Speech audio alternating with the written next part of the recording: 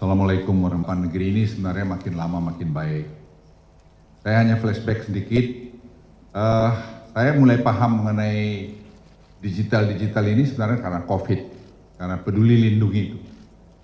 Itu saya baru paham, oh rupanya bisa dibuat begini.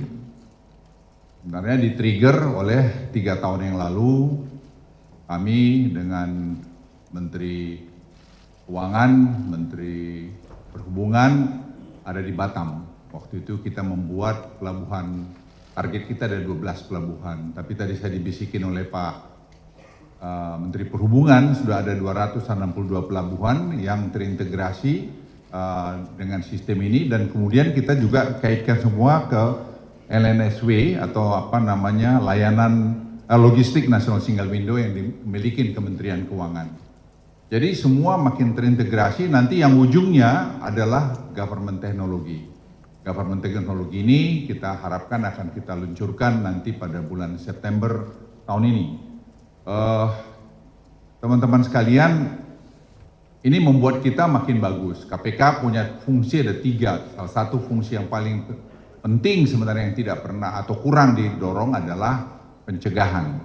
Jadi kita bekerja ini semua, membuat tadi National Single Window ini tadi, apa namanya, Logistik National Single Window ini tadi, itu juga KPK terlibat.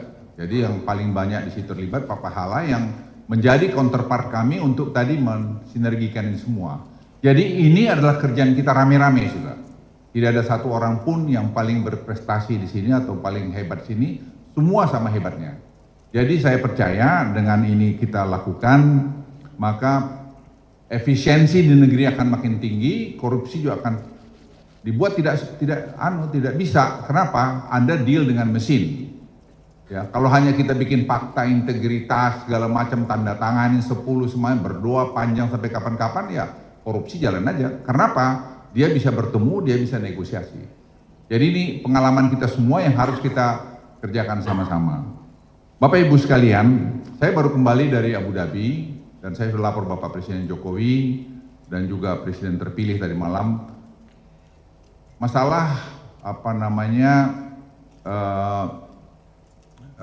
family office dan family business. Kenapa kita pengen family office dan family business ini? Karena itu sekarang uang bertaburan yang pengen juga masuk ke Indonesia. Nah kita harus kasih insentif. Saya bicara dengan Bu Menteri Keuangan, dan saya belajar pergi kemarin ke Abu Dhabi dan pergi juga ke Dubai melihat dengan tim dari Kementerian Hukum HAM dan beberapa kementerian lain dari OJK dan sebagainya. Satu hal yang saya pelajari menarik adalah kepastian hukum. Jadi mereka, saya lapor Pak Presiden Jokowi, saya bilang Pak sederhana rupanya. Kenapa Luhut? Ya pengadilan arbitrase itu hakimnya hakim dari luar, internasional yang certified, itu putuskan A ya sudah nggak ada lagi banding-banding. Kalau ada banding itu Pak Presiden itu sumber nanti main-main lagi.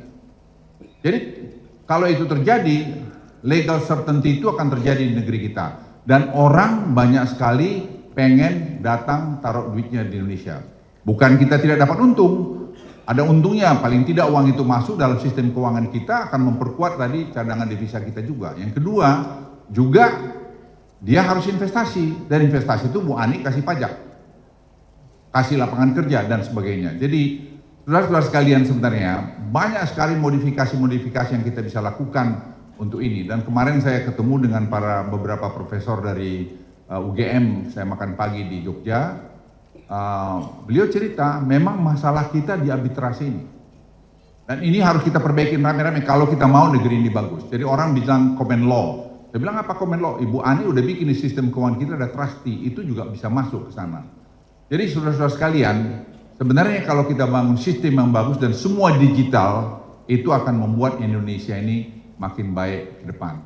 Dan saya senang hari ini kita sudah luncurkan apa namanya ini untuk timah, sebenarnya agak terlambat, terus terang kami itu sudah, deputi saya Setok itu sebenarnya sudah saya dorong untuk meluncurkan ini kira-kira berapa bulan lalu, tapi ada berapa macam sampai kejadian yang di korupsi yang timah itu mendorong kami mempercepat proses ini dan hari ini saya pikir sudah bisa luncurkan Dan tadi saya tanya, saya Tok baru bilang, Tok ini bisa berapa kita dapat lagi Bu Ani uang? Hanya dari royalti kita bisa dapat 5 sampai 10 triliun, hanya royalti tidak bicara pajak.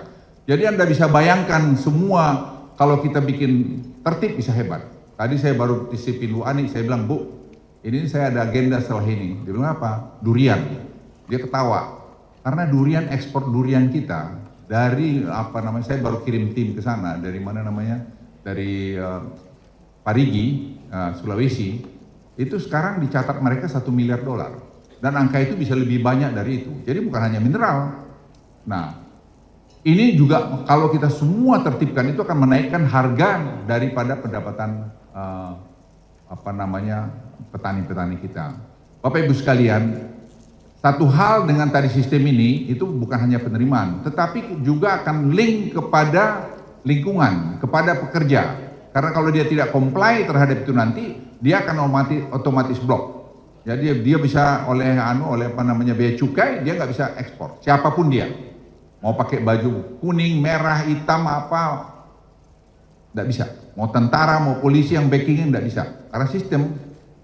Jadi sistem ini akan mendisiplinkan bangsa ini. Dan itu saya kira KPK akan tugasnya makin kurang. Ya, KPK. Jadi ada KPK marah, saya bilang OTT kampungan. Memang kampungan karena kita sendiri buat kampungan. Kita harus membangun sistem sehingga tidak perlu terjadi lagi itu.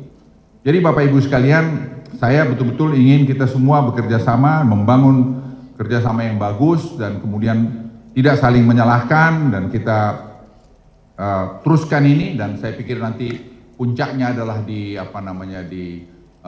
government teknologi yang sekarang sedang berproses.